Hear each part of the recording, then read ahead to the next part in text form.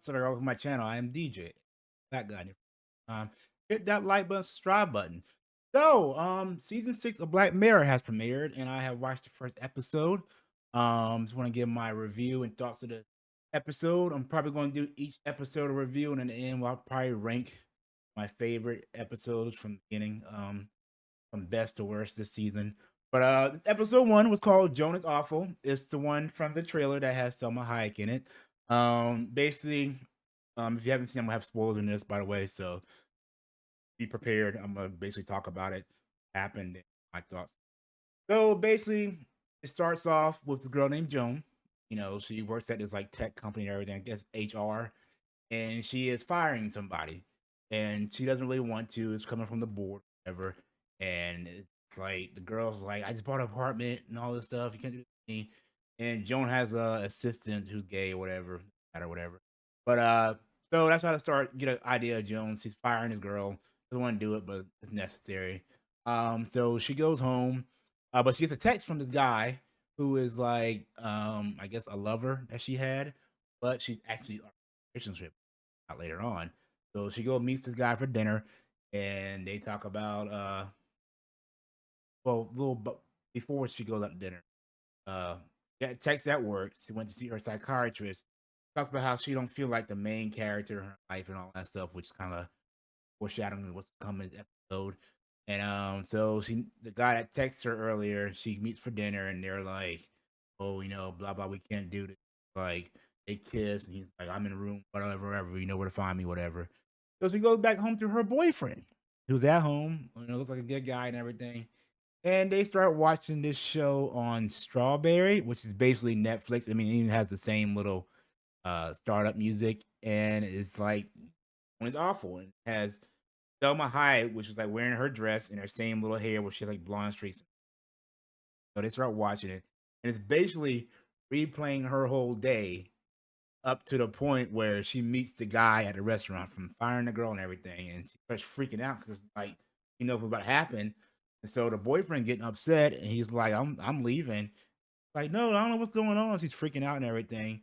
And the boyfriend says, "Well, if this is all fake, whatever, show me the text on your phone because on the show you were texting this guy about sleeping with him and everything." She's like, "Oh, the phone's in my house." Like, okay. So they break up. He starts freaking out. Next day at work, she comes to work. She's all frazzled and everything. And the assistant standing there with security, and she's like, "What's going on?" He's like, "Don't freak out and all this stuff, but firing you because you basically broke the NDA, talking about company secrets and everything. Because in the show, is basically replaying her life. They talk about some kind of program they were doing, like that's BS and all this stuff. So her life starts unraveling everything, and Selma Hayek. So everything that happens is Selma Hayek playing her. Which, by the way, I forgot how sexy and beautiful Selma Hayek is. I don't know how old she is. Let me see how old she is. Gotta be what, 50s now? Selma Hayek. Yeah, Mexican American actress. Gorgeous. She is, how old is she? 56 years old. Wow. And looking amazing. I think the first movie I remember her being in was the vampire one. What's it called? Antonio Banderas. God, what's it called? Dust to Dawn. That's the first thing I remember. Anyways, back to the show. Her life is unraveling. Everything that happens is being replayed on the show. People are kind of seeing her for what she is. So she's like, go see a lawyer. And this is where, like, how Black Mirror does things that are social events. So basically, the show is not Selma Hayek per se playing her in this. They have this sort of algorithm, whatever. Well, it first starts is that how to get information from her is like the fine print, the terms and condition that no one ever reads. So in that terms and conditions says that it can use whatever and ever information. It's like basically explaining to where it's like, how that whole thing where, oh, I'll talk about, let's say Clorox or cleaning supplies. And all of a sudden Facebook is like giving you advertising for that. So basically that's how they're getting all the stuff from her life. But in the show was not really Selma Hayek as an actress. it's a deep fake. So that goes back to what's happening nowadays. So it's kind of giving you an idea of how scary this stuff can get between AI, uh, that them using our information, and all this internet stuff, the deep fakes and everything. So it's not necessarily Selma Hayek as an actress playing her. It's the computer generating this stuff from all the information they pick up on her every day. So he starts freaking out, and the lawyer says, "There's nothing you can do because you signed the paper and you said yes to all this, and it's everything's legal. They've covered everything in their contracts to do this." He flips out about that. So she come up with a hatch a plan to basically saying, "Well, maybe if I do something so disgraceful or so bad, Selma Hayek will not want her likeness attached to this character." Comes up with the plan of basically eating all this junk food, taking a laxative, dressing like a cheerleader, painting a penis on her face, and going to a big old church that's having a wedding. Like I'm talking about like Catholic, like one of those big giant old churches and everything. And there's a couple having a wedding, and she barges in and literally defecates right there and everything. So she's thinking, oh, they won't put this on TV. Sure enough, there's Selma Hayek doing the same thing, taking a big old deuce right there in church. So next scene is basically the real Selma Hayek with her lawyers like, oh, this is bullshit. Like, I don't want my, image and likeness connected to this. So her lawyer is saying the same thing.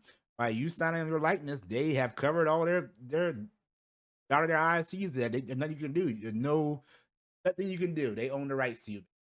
So he calls the company Strawberry, aka Netflix, and they basically tell her to F herself. So he flips out. So we fast forward back to Joanne, knock on the door. It's Selma Hayek. He starts freaking out, saying, "I'm so sorry. I didn't mean, I know." And so they start talking and realize they're both being screwed over by these people.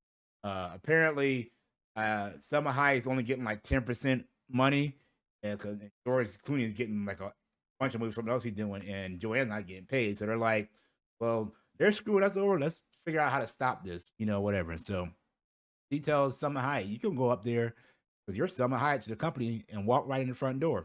So they actually do that.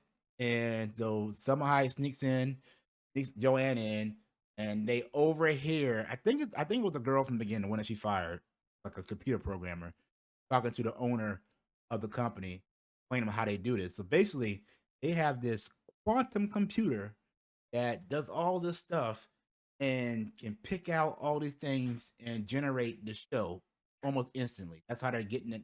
Whatever happened the day before up on. So it's not like, oh, you got to get an actor to come out here and act. You have to get a director or a script written, everything all generated by AI, which kind of happening now. So kind of weird. But so to explain, there's just like a quantum computer down the hallway and everything. So Joanne and Selma go to destroy the quantum computer, and they open the door, and it's what's the kid's name? Michael Sarah from Scott Pilgrims, all that stuff. He's in there, and he's like, "What are you doing in here? You can't be in here."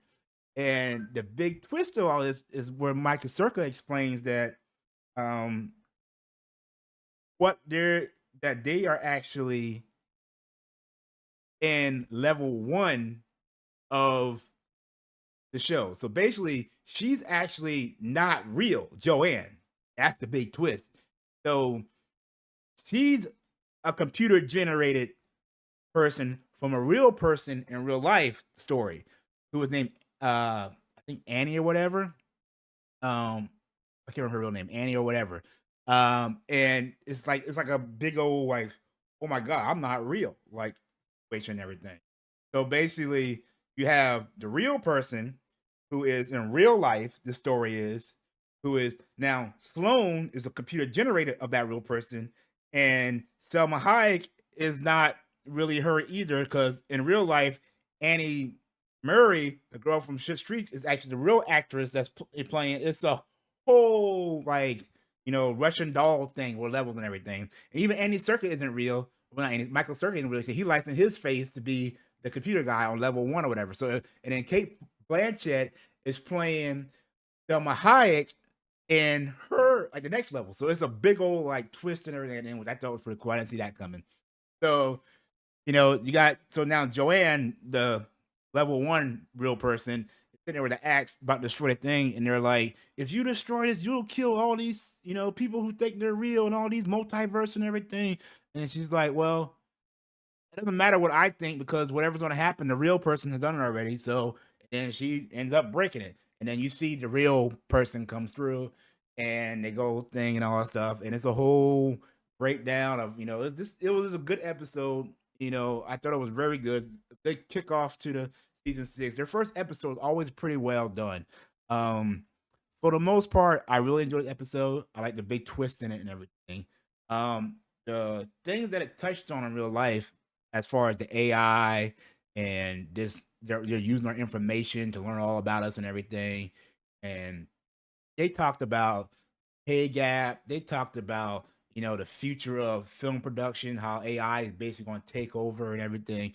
This gives you a kind of perspective of what this thing can actually do in the future, or what it's become, for the good and the bad. It's kind of scary, because I've been on the side researching this AI stuff and everything, and I think someone said it first. Like, this technology that we have now, this is the worst that it's ever going to be. Only going to get better for the good and the bad as it proceeds. So what is today? Tomorrow is going to get better and better and better. So we're living in a time now that this is the worst it ever be. I can only imagine in 10 to 15 years what this thing gonna be capable of. It's fascinating and scary at the same time. But I love Black Mirror because they do stuff like this that makes you think, especially with technology, that how it has such a big grasp on our life, how it can take over and change our lives for the good and the bad. I've always said the internet is the best thing and the worst thing to ever happen to humanity. It has brought us together for good, and it has brought us together for the bad. That's just the way it is. I was born in the '80s. I born in the '80s, grew up in the '90s, so I'm one that generate. I'm a what?